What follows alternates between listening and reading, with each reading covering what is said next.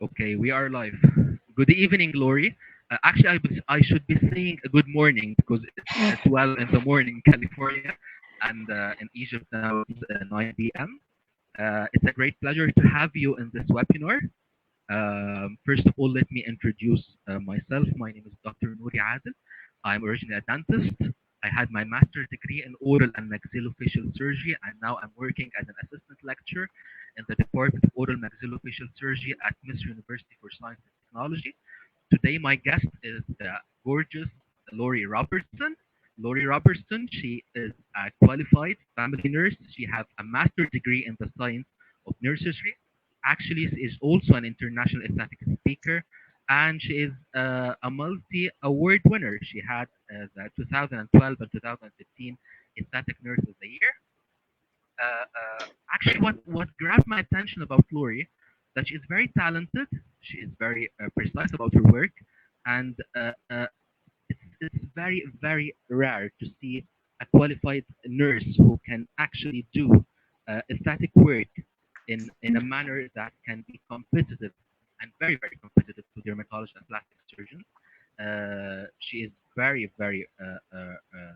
precise in her work. She's very professional also in giving educational courses, and we are going to talk about this at the end of our webinar. I'm going to speak in Arabic for a few moments, Lori, if you excuse me. Okay. مساء النور، رمضان كريم، يا رب كلكم تكونوا بخير.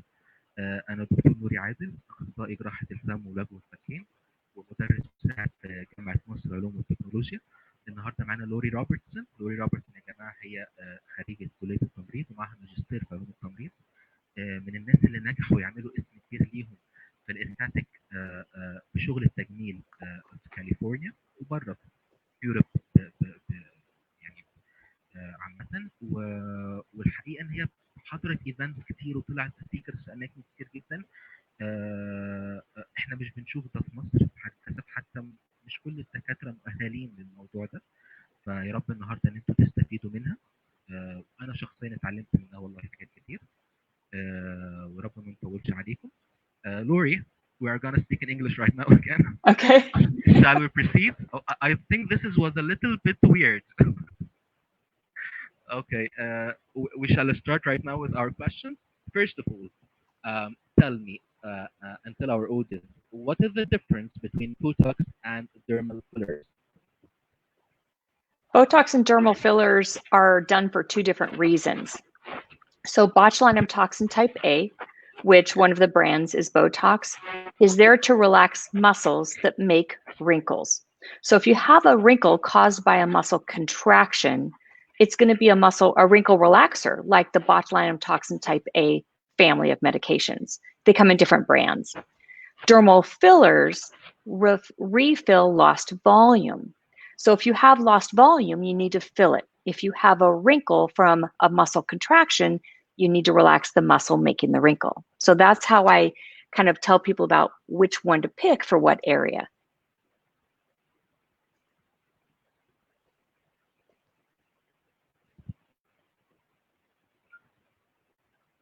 Actually, there was a problem with the voice and the camera. So can you hear me well right now, Lori? Okay. I can now. You froze, but I can now. Oh, yeah. Okay. So you finished your question. Actually, I didn't hear the last sentence of your word. How far did I get? The difference between them. So basically, if you have a wrinkle from a muscle contraction, you need to relax the muscle. So that's going to be the Botox or botulinum toxin A.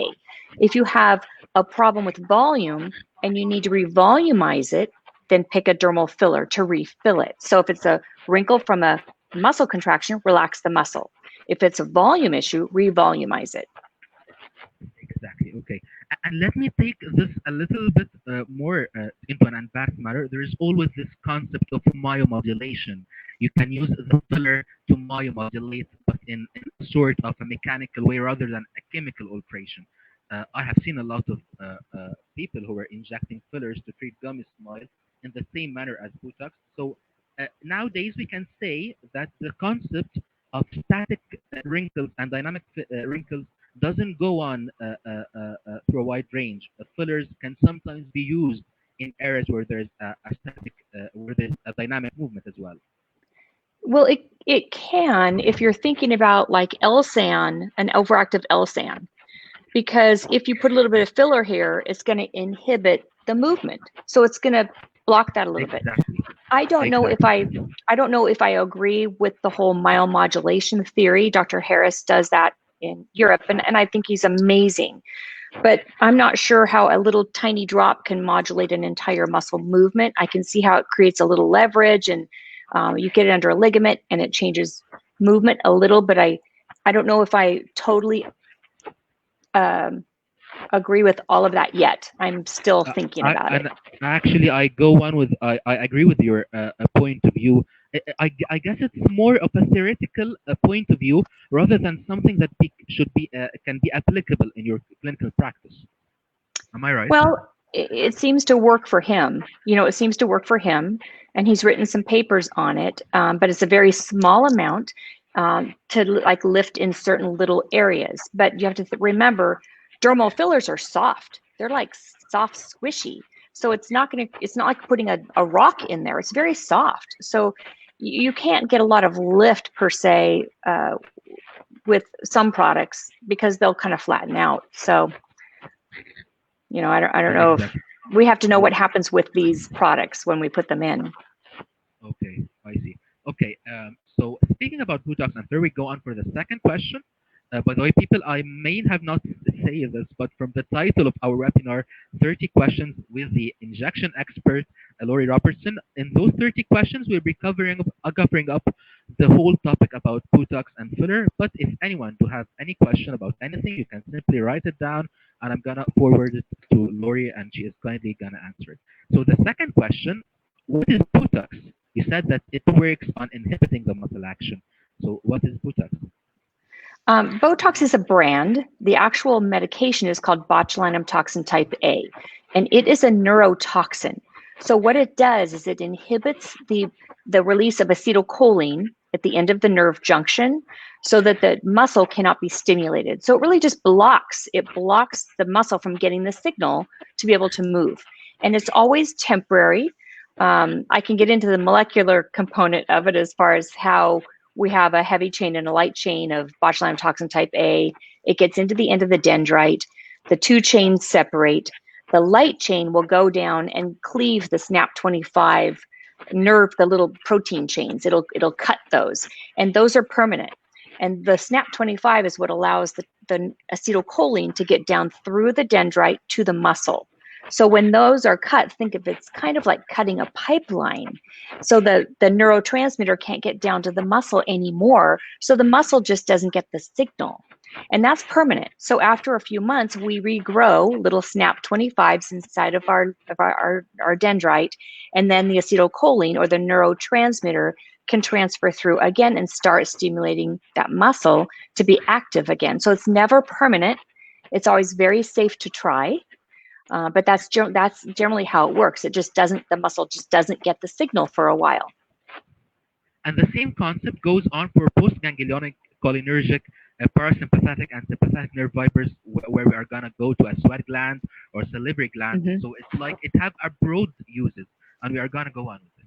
Okay, perfect. Yes. The third question: what are the different types of Botox?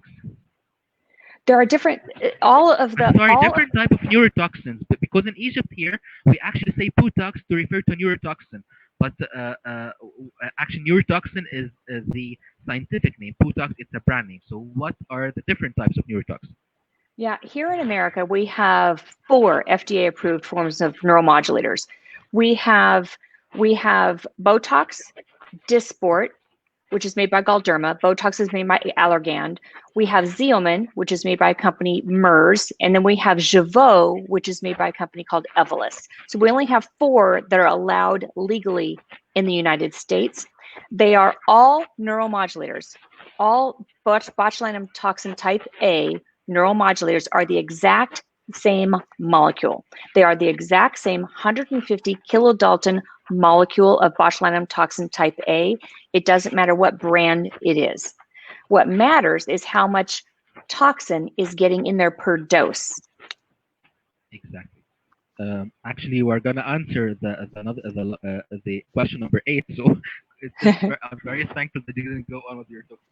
Okay, the first question: name a one use of Botox in the medical field as a sort of therapeutic rather than an aesthetic Yeah, use. it's used in various aspects. It's used for migraines. It's given by neurologists all the way around the head for tension-related or muscle-mediated migraines. It's used for a lot of muscle knots in trapezius areas. It's used in cases of cerebral palsy, where there's a lot of spastic disorders, and they give high doses to help give those patients some reprieve from the spasticity. So it's used in torticollis, where there's a lot of spastic disorders. So it's used quite a bit in medicine, even overactive bladder. So it's used quite a bit in medicine here, in high doses. In aesthetics, it's much, much lower of a dose. Actually, I read an article also that had been used in gastric paresis, which is Yes. actually it's very very strange for me to inject Botox in the stomach. You never know. I guess it's a little bit twisted, but still it may offer a advantage for people who are suffering this condition. Okay, number 5. Name one use of Botox in the aesthetic field. And actually, I may change a little bit in this question. Name all the uses you want of Botox in the Oh aesthetic gosh, field. we have so many uses in the aesthetic field. Basically, we focus on the face, glabella, forehead, crows. We'll do the L-SAN for a gummy smile. We'll do upper lip for a little lip flip or prevent some of the lines in the upper lip. It doesn't contract as much. We'll do that in the lower lip. We'll do them in talus so we don't get that pebble chin. We'll do the DAOs to help relax this downward pull that people get, and it'll help relax that. We do the masseters to help shrink down the masseters when people have a very square chin or they have TMJ or bruxism. We'll do platysmas. We'll do underarms. We'll do hands for sweating, all for hyperhidrosis, calves, traps. So we do a lot of different things, a lot of micro, little like tiny Botox areas or tiny toxin that's very superficial for just small doses that help relax a lot of the superficial muscles in the neck to smooth neck. But the smaller the dose, the less it lasts, the shorter duration it is. Okay. Question number 6. Name a one use of Botox in the dental field. Actually, you said it before, the Gummy Smile and the And masseter. masseters. Exactly. Question number 7. Speaking of Gummy Smile, what to inject? If you were asked, or what is your preferred type of Botox or neurotoxin to inject in Gummy Smile, and where to inject? This topic actually interests a lot of dentists here. Mm-hmm. Yeah, Gummy Smile there's a few different types of Gummy Smiles.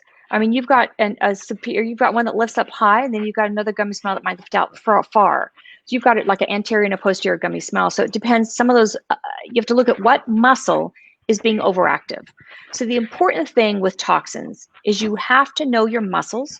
You have to know the intradigitation, or how they connect to each other, and you have to know what's causing the problem. You have to know the cause, otherwise you can't treat it to relieve the symptom.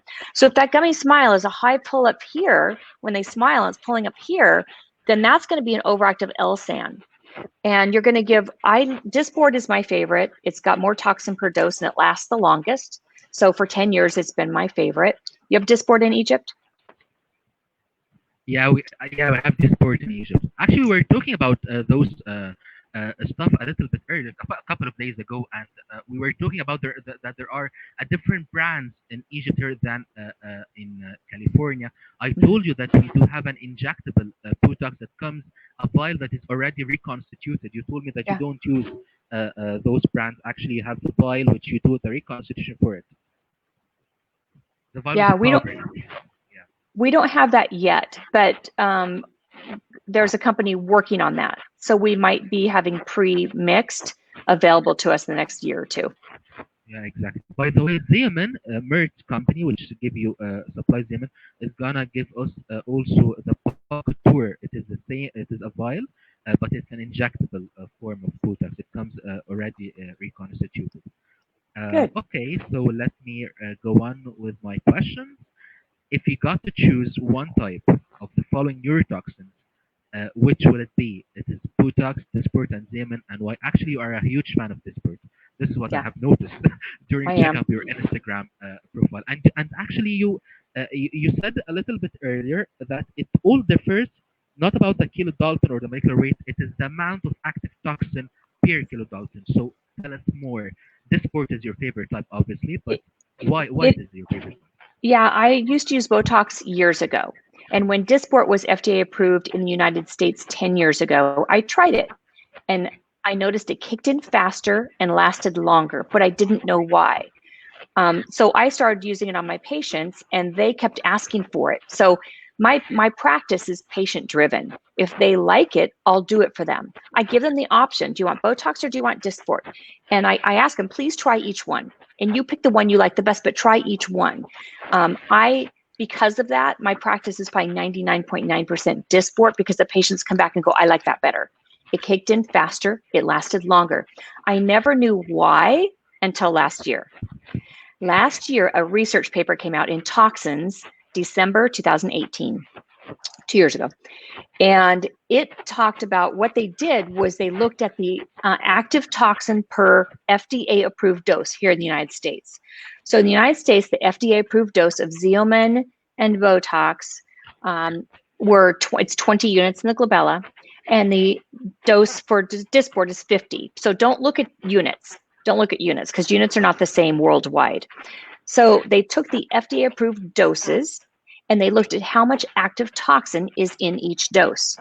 Dysport had much more active toxin in a dose than did Botox and even Xeomin.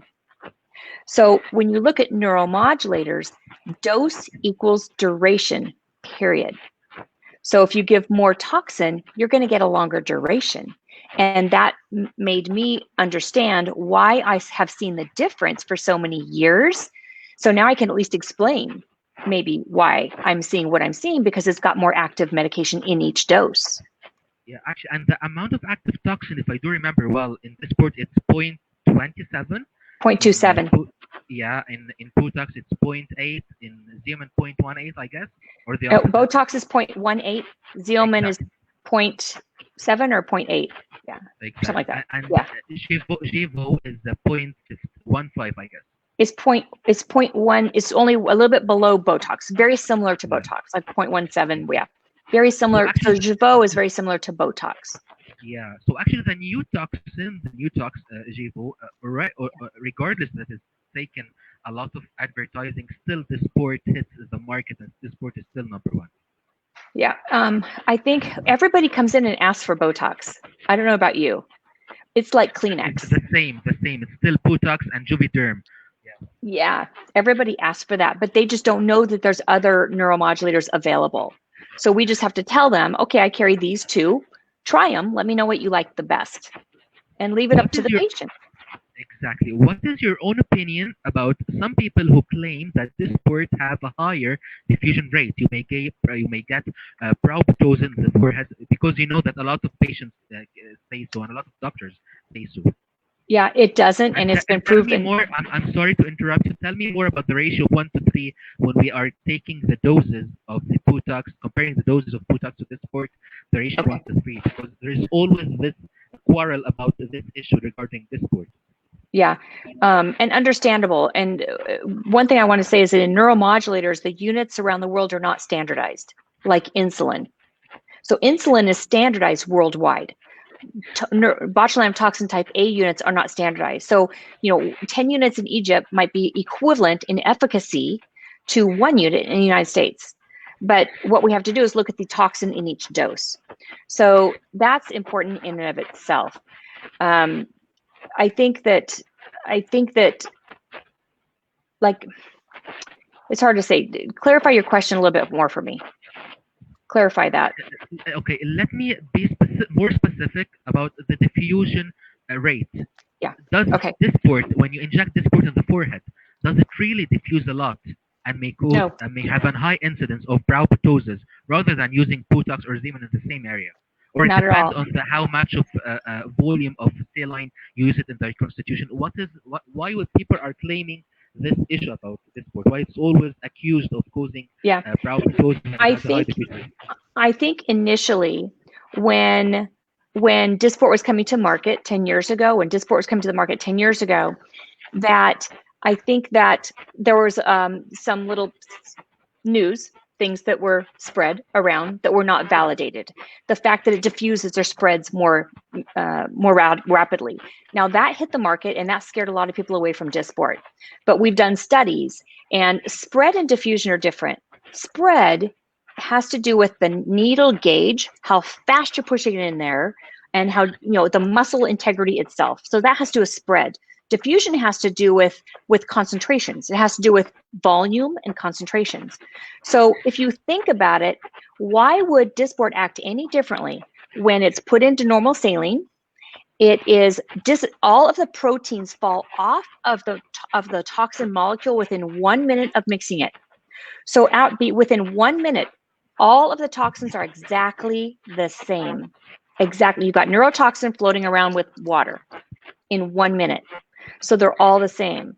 So there's been no proof that it diffuses anymore. When people tell me I use Dysport here and Botox here, I go, it's like using Kleenex here and another brand of Kleenex here.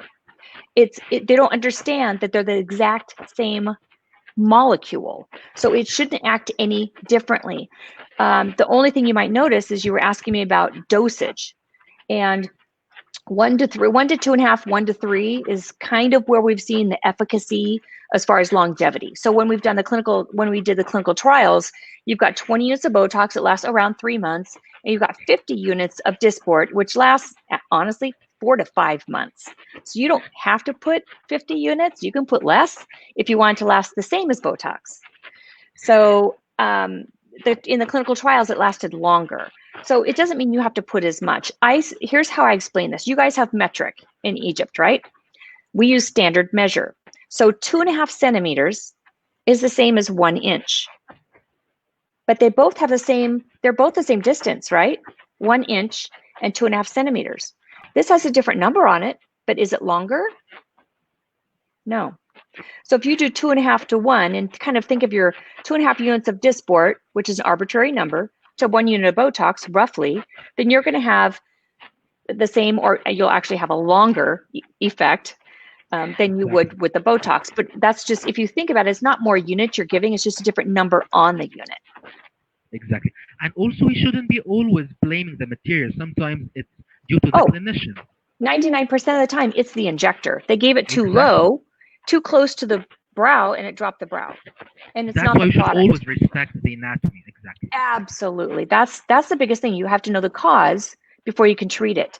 And neuromodulators is where the artistry comes in aesthetics. You can change the dot, the little injection by 1/8 of an inch and change the entire height of an eyebrow. Exactly. Yeah. Perfect. So question number 9. Is it common to have an allergy from a neurotoxin?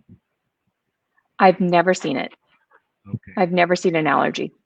Okay. The one thing is Dysport when you use it with epinephrine, there actually was a paper that someone did actually a Botox for the depressor angulus oris, but he used a Botox to make an anesthesia first, and there was a problem. So we should not be injecting Botox with an anesthetic agent at the same time. In the study, though, they did studies to that effect. Like, if they inject it with lidocaine, if they inject it with lidocaine with epinephrine, if they inject it with saline, with bacteriostatic water, they didn't see a huge difference. Other than the lidocaine with epi, it had a shorter duration. Okay. So, yeah. So I sorry I interrupted you. You said with Xeomin something had happened, I guess, or something. Xeomin. No, Xeomin just has less toxin per dose. So if I were to give Xeomin... It's more pure form. So whenever you are in doubt of any allergy to the patient, Xeomin is going to make you feel that you are working with the safety because it's a pure form. It doesn't have the proteins on it, the associated proteins.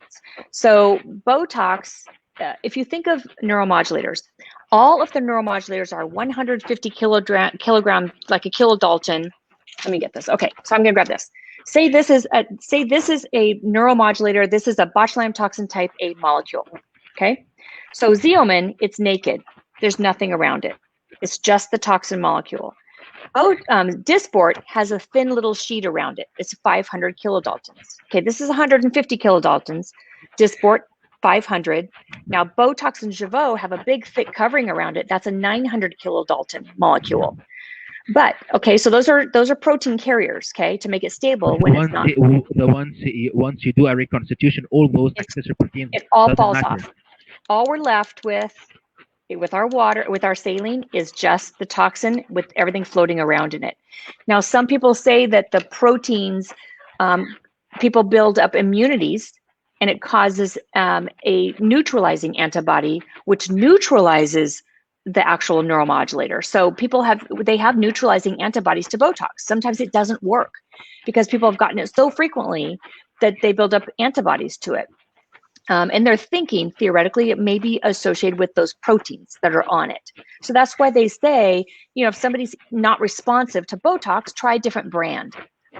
It might work. So do you agree on this? Whenever your body doesn't respond to Botox, you should switch to this sport, or even switch to a MyoBlock, a botulinum toxin type B. Do you think this should be applicable?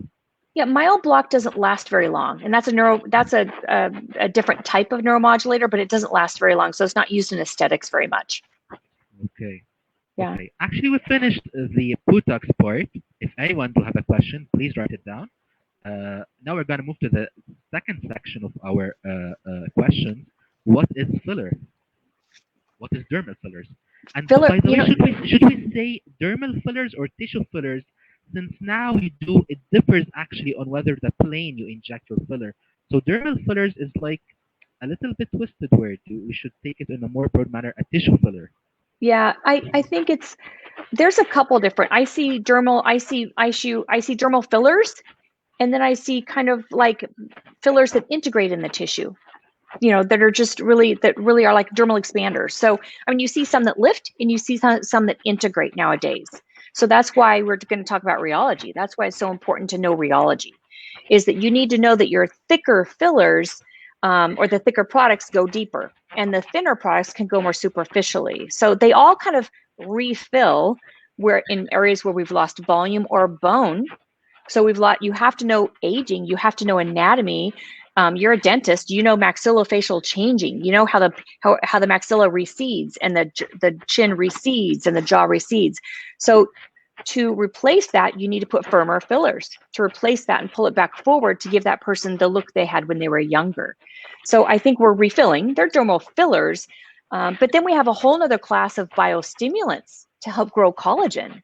So we have a whole nother class also in the Sculptra and the Radiesse, the hyperdilute Radiesse that we're using nowadays. So from your answer, we can guess that fillers are actually either made of hyaluronic acid, made of polymers. The product itself may be manufactured from different sources. Yes. In your own point of view as Noury Robertson, which do you think is more, I'm not going to say it's more safe, but what should you feel that is, this is the type that I'm using, a filler that is based on hyaluronic acid or polymers, or it differs according to what you are doing or where you're injecting? In my clinic, I always want to err on the side of being safe with my patients.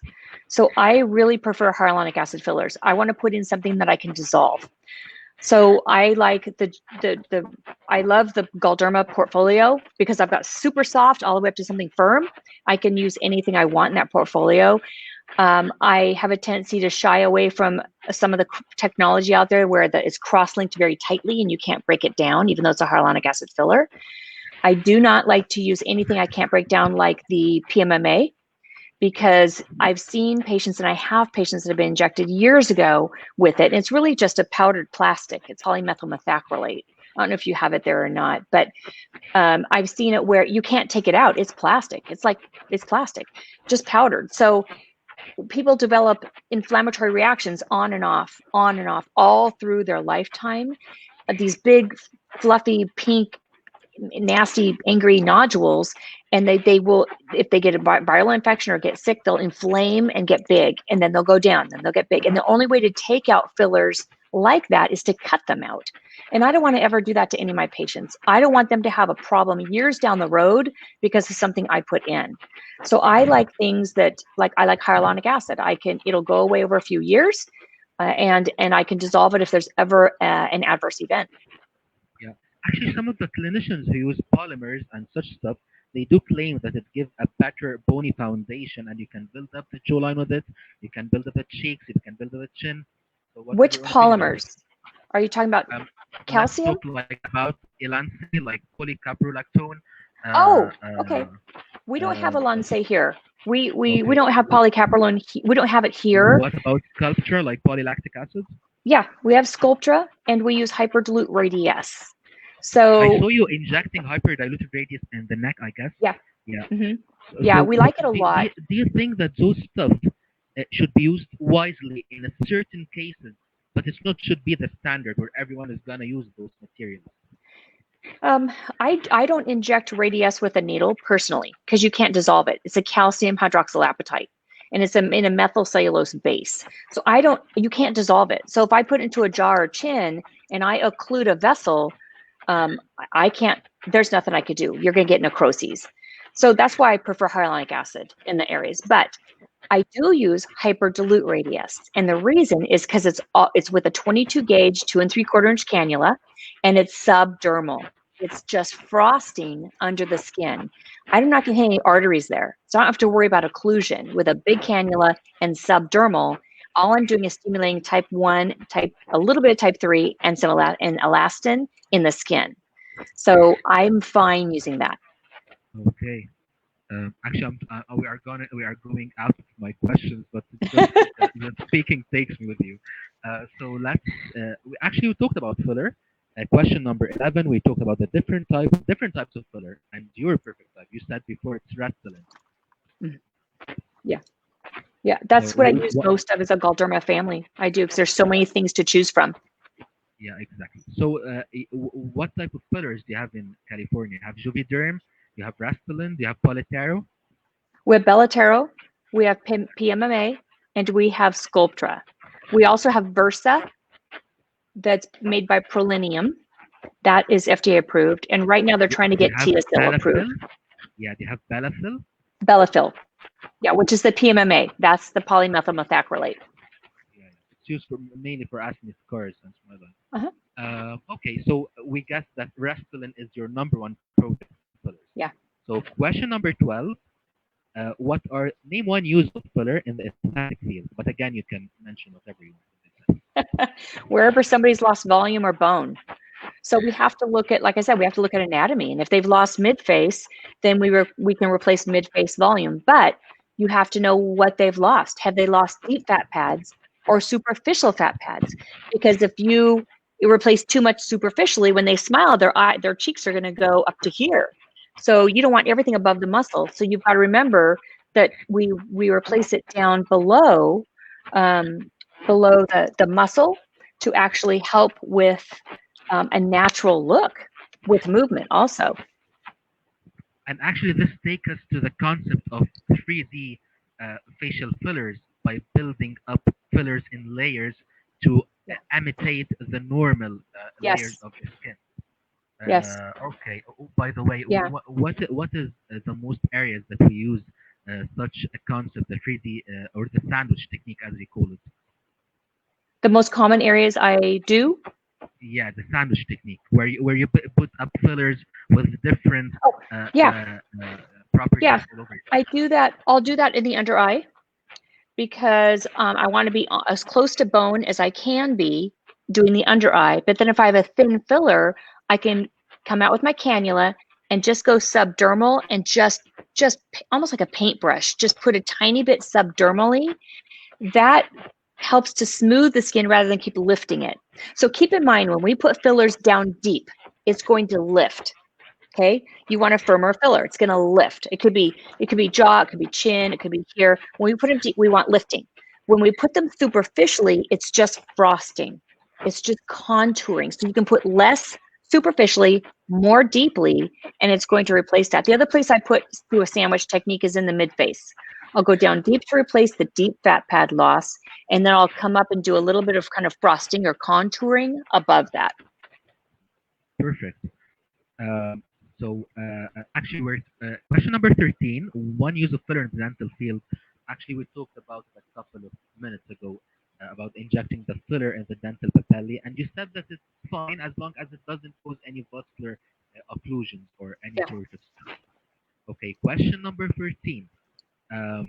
Actually, this question is gonna make you explain more about the neurological properties of filler in the temple area.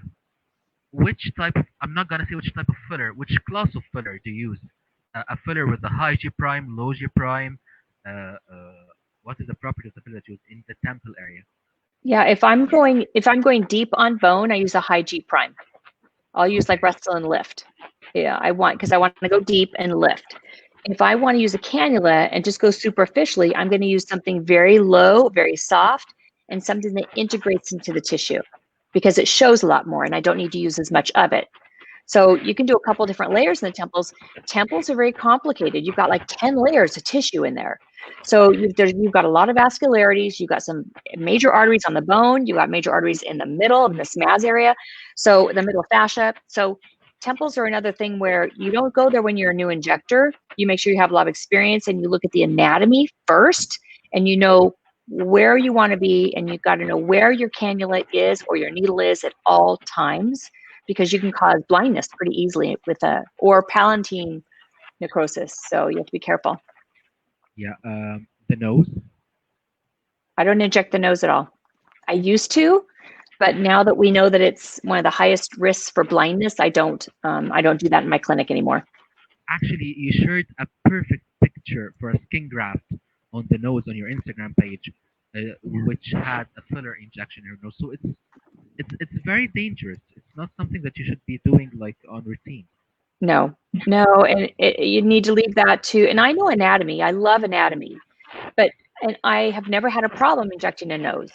But I stopped before I did have a problem because I don't want to put my patients at risk for blindness for a cosmetic procedure. And glabella, the same thing. This is pretty smart of you, by the way. What about using pedio threads in the nose? Pedio thread is fine. Pedio threads are good in the nose. You're not going to have an occlusion and they're going to help build it up and give you a little bit of shape and lift.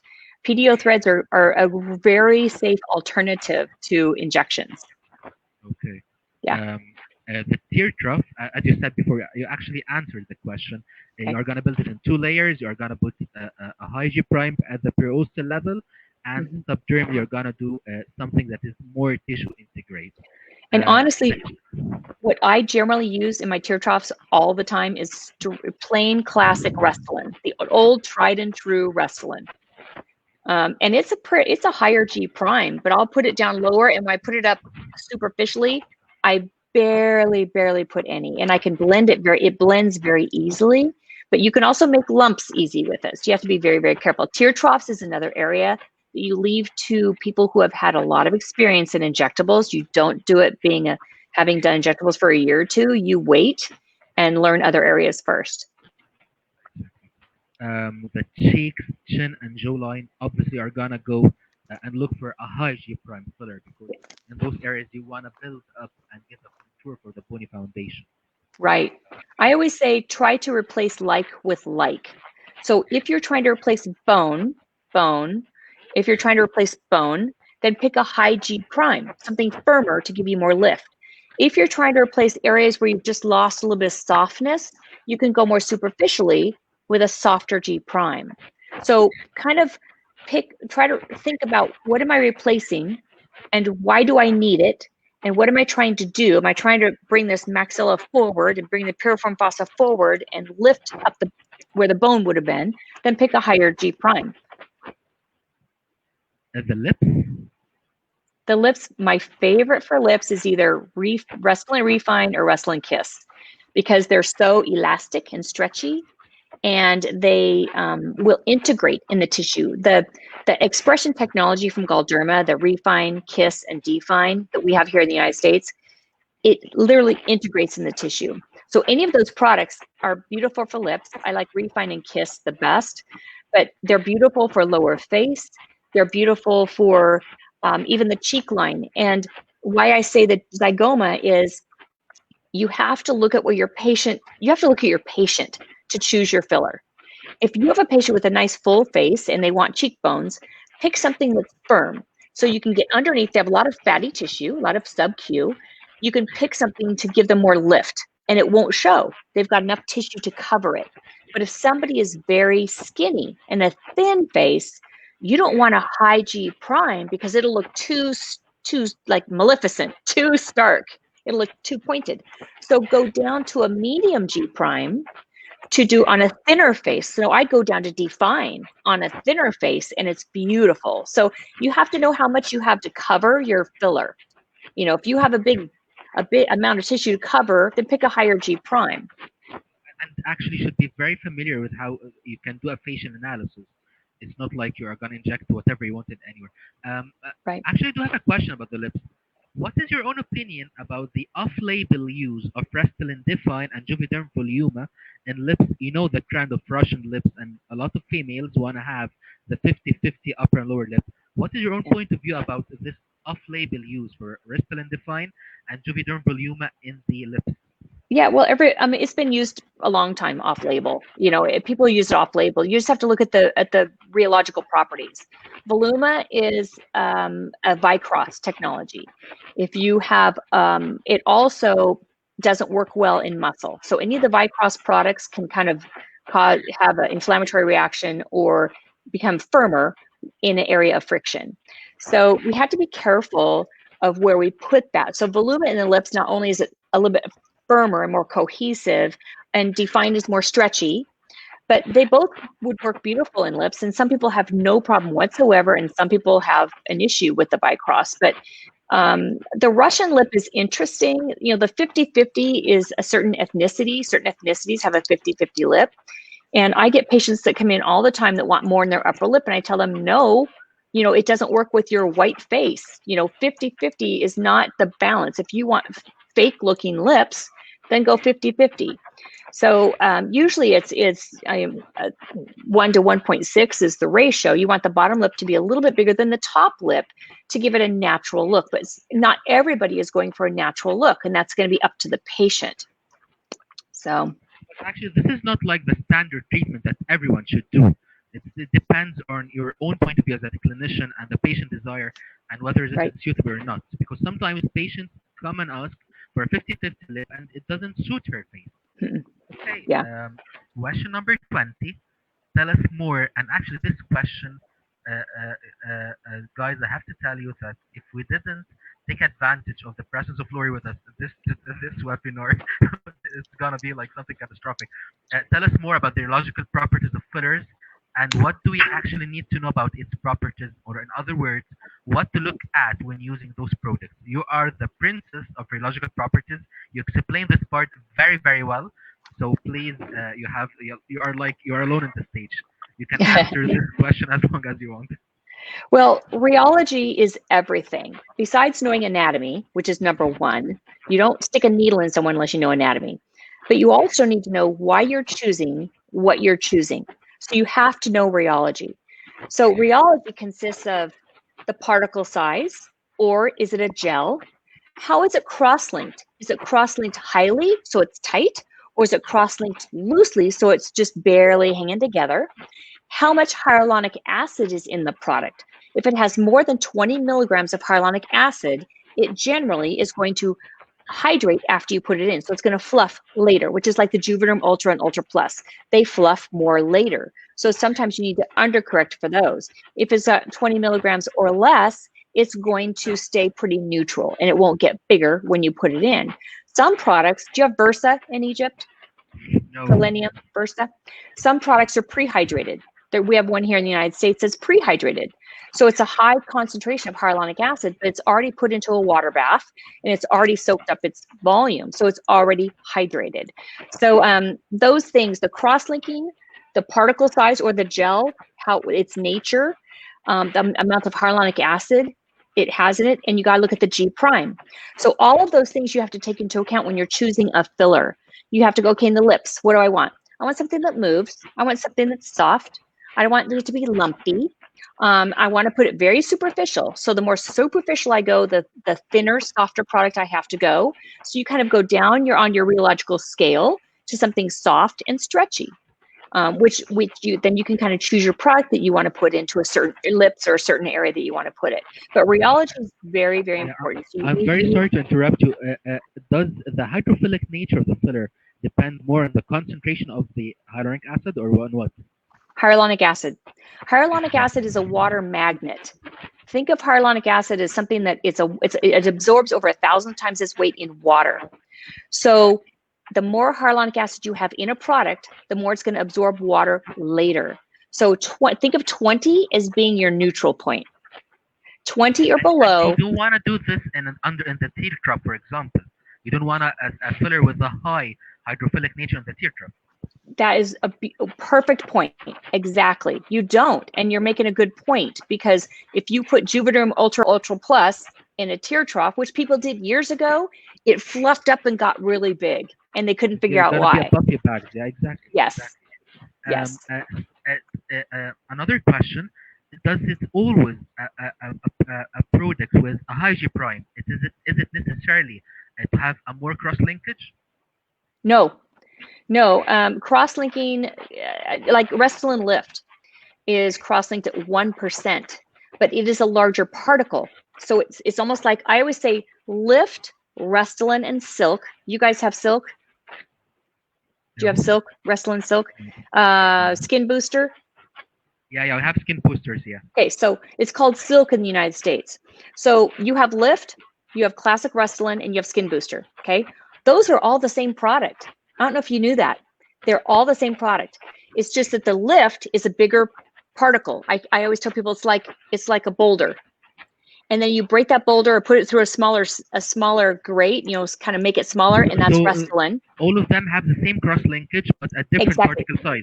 1%. So Silk is like powder, or Skin Booster is like powder, and then Restylane is bigger particle size, and Lift is a bigger particle size. So it gives you more stability, but they're all cross-linked at 1%. The other thing with cross-linking is generally the higher the cross-linking or the tighter the cross-linking, the harder it is to break down with your hyaluronidase. So you have to think about that safety too, that if I have a problem, I can break down a 1% cross-linked product very easily. And it's very loose, and I can mold it, and it's not elastic. So certain areas, that might be what we prefer. So Restylane Define is a little bit harder to dissolve than Restylane Kiss, for example, or Restylane Refine. Yeah, but it's not tightly cross-linked like the Vicross, which is very tightly cross-linked and doesn't let the hyaluronidase inside very well. It's a looser 8% cross-linking. So it's cross-linked differently than the Vicross. So it'll break down much more quickly than Vicross, but it is cross-linked higher. I see. By the way, what is your opinion about non-cross-linked hyaluronic acid? Some of them use it for skin rejuvenation. The non-cross-linked hyaluronic acid. Like Profilo? Yeah, exactly. We have a higher lift here in Egypt, and EcoShine. Yeah, we don't have it here in the United States. I would love to get it, because it's kind of like a volumizer, but we don't have it. I would love to get it's just cross-linked with hyaluronic acid, basically, but we don't have it in the United States. I see. Okay, so question number 21. Actually, you answered also. How can I choose a proper type of filler for a specific area? It depends on the property of the filler. So I have to know the properties very well. And then I'm gonna just take whatever I want and put it in the areas that is suitable for it. Yeah. Okay. Number 22. You pick them according to your patient's needs, is what you do. So it's two. It's what is the patient's anatomy, and what's the rheology of the product, and that's where you're going to have the best result. Exactly. Perfect. So question number 22. What are the side effects of filler? Whether as due to the product itself or due to the clinician? It can be a wonderful side effect of volume, and they look natural. Some of the adverse events could be or like a little nodule. So if somebody's got a bump or a nodule within the first month, it's usually just that the filler was put in too lumpy, like they didn't have good even pressure on the syringe, and it was put in little lumpy or too superficial. So they might have a lump, and that can be dissolved if it's a dissolvable filler.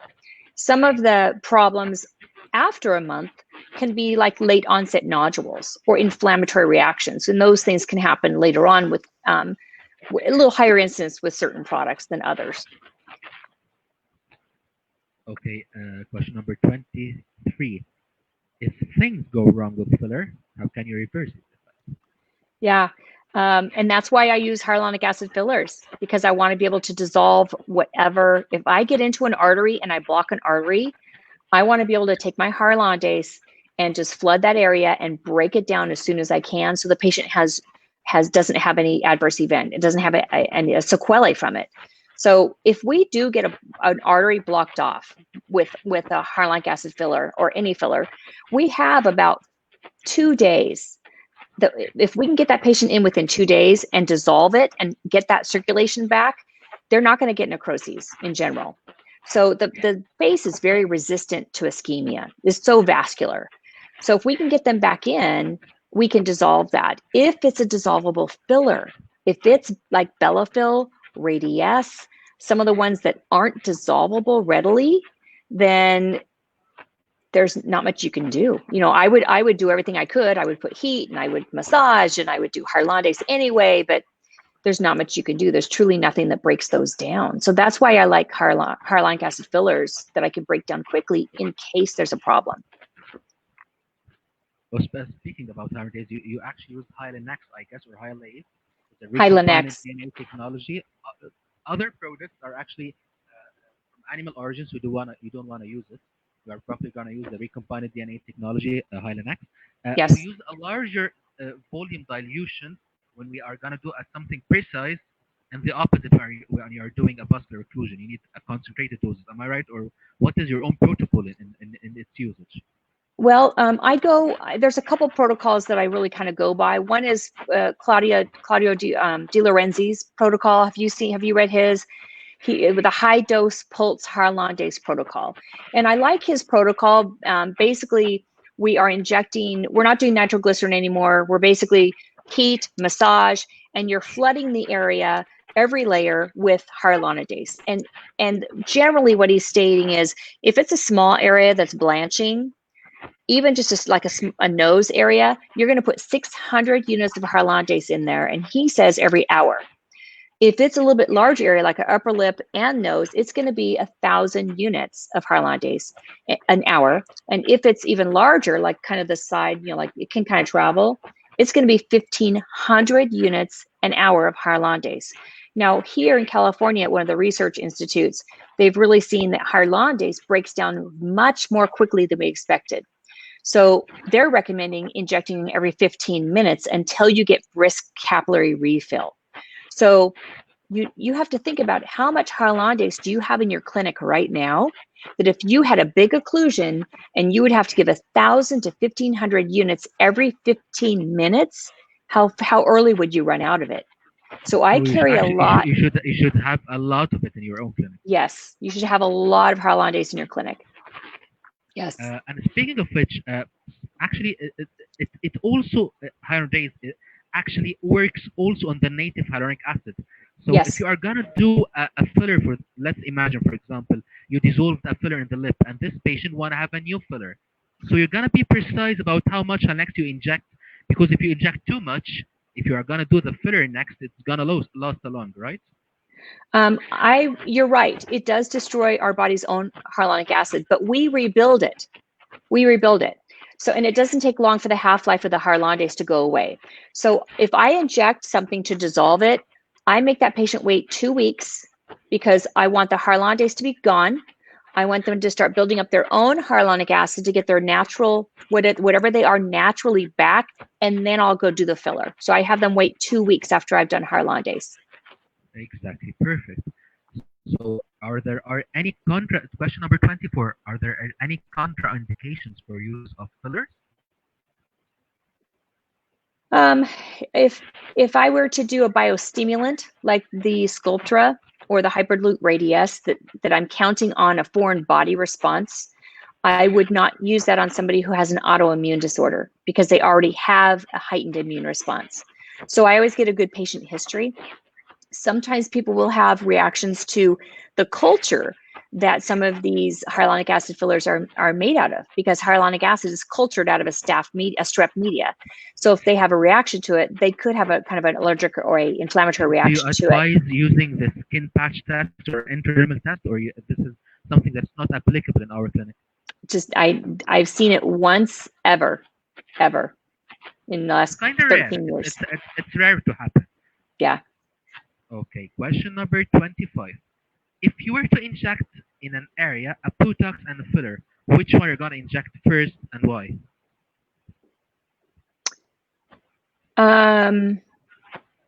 Generally, it depends on the depth. Generally, I'm not doing it in the same area. So if I'm doing, let's say, toxin here, I don't inject filler there. I don't inject filler in the forehead.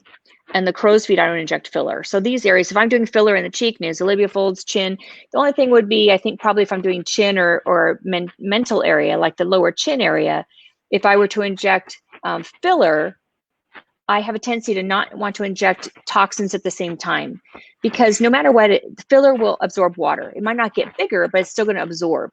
So if I were to put filler, say in the marionette line, and then I want to fix their DAOs, I don't want the filler to absorb that neuromodulator at all. So I would prefer to do their neuromodulator maybe a week before and then do their filler later if I'm doing it in the same depth and area. Okay. Question number 26. What are the facial threads? Say it again. The facial thread. Oh, threads. So the threads, the facial threads are pretty cool. They're made out of polydioxanone, PDO. Sometimes they have PLLA, which is polyl-lactic acid.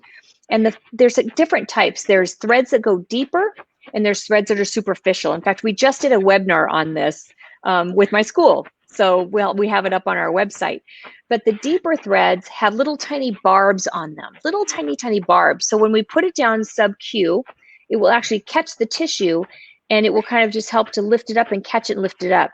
So it just kind of hooks in there for a little while, but the body builds collagen around it and grabs onto the little threads and starts to build collagen where those threads are. And as the threads resorb, then more collagen builds. So you're left with your little thread of collagen that doesn't stretch very much.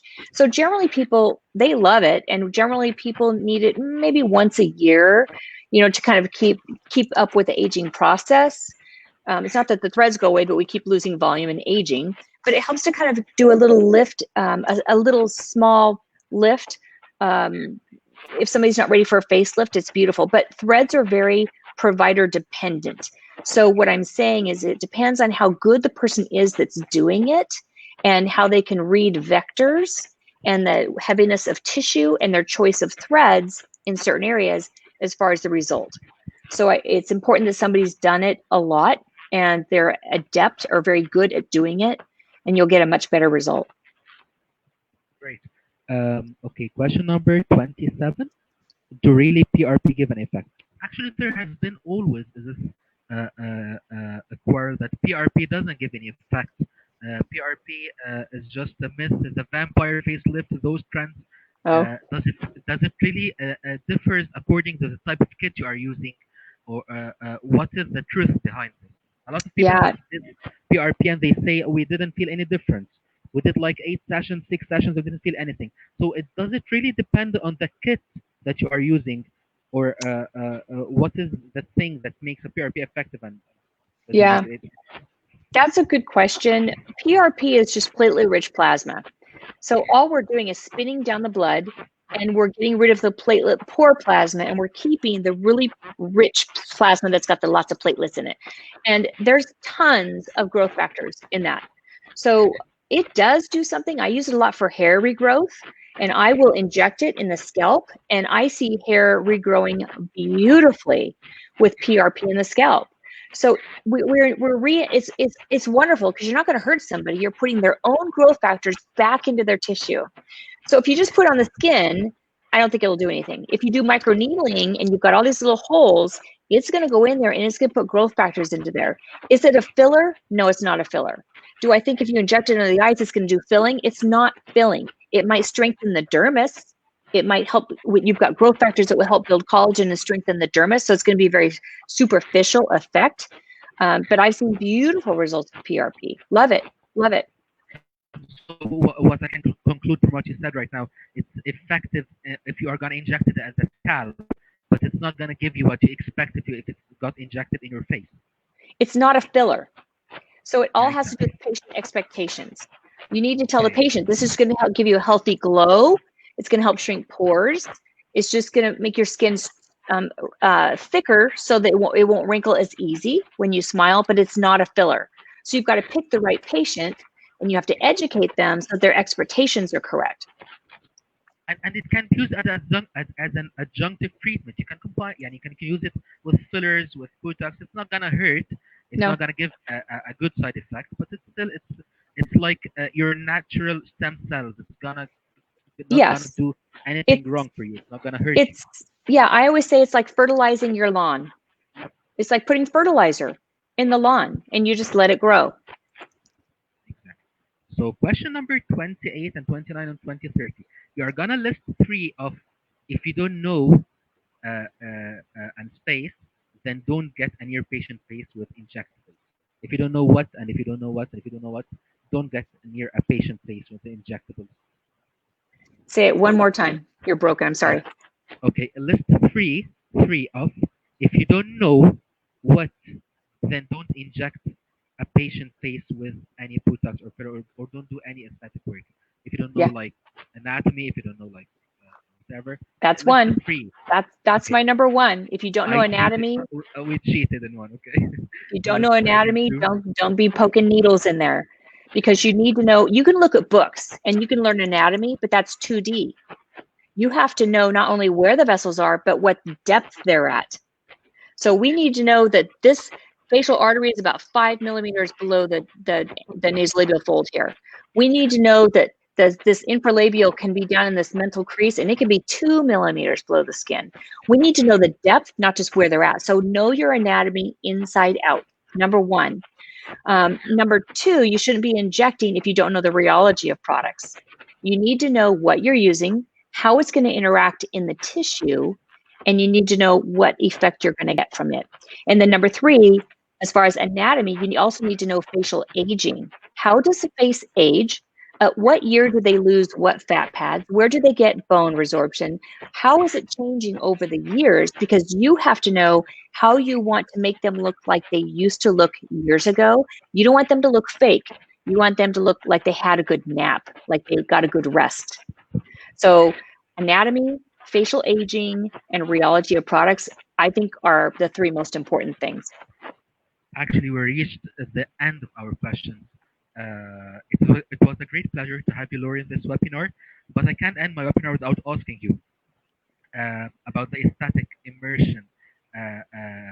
You do a lot of courses and a lot of webinars, and I know that you are very, very professional with those stuff.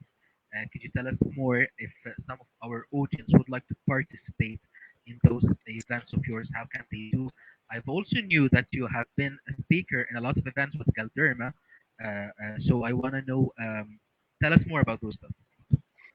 Yeah, I'm part of the international speaking group for Galderma. So I go around the country and internationally speaking for Galderma, but I'm on faculty with quite a few conferences here in the United States and Canada. So I speak at a lot of conferences also. So I love sharing what I know with others and to help people be better injectors and safer injectors. So it's really important to me, you know. So I love teaching the school that if people want to participate, if people want to join one of your courses or of your webinars, are you gonna do something very soon? How can they apply for it?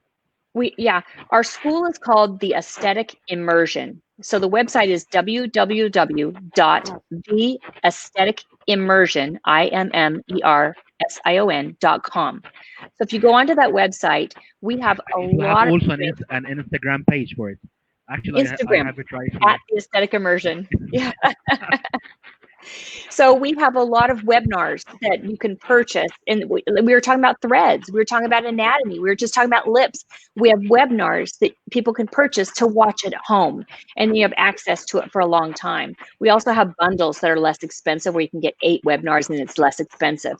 But it's really, really good education.